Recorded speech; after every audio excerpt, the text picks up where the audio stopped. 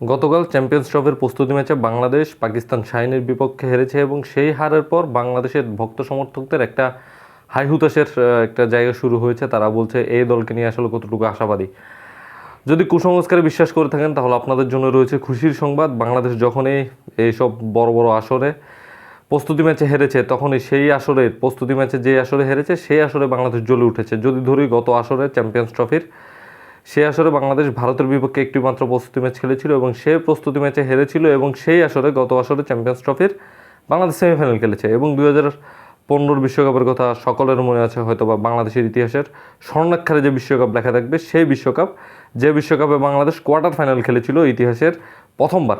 সেই বিশ্বকাপে বাংলাদেশ শুরুর আগে যে দুটি প্রস্তুতি ম্যাচ খেলেছে ভারত এবং পাকিস্তানের বিরুদ্ধে, সেই দুটি প্রস্তুতি ম্যাচে বাংলাদেশ হেরেছিল এবং হারার পর বাংলাদেশ সেই বিশ্বকাপের কোয়ার্টার ফাইনালে ভারতের বিপক্ষে বিতর্কিত আম্পায়ারিংয়ের মাধ্যমে হেরে যায় এবং কোয়ার্টার ফাইনাল থেকে বিদায় নেয়, যেটি বাংলাদেশের ইতিহাসের সেরা বিশ্বকাপ।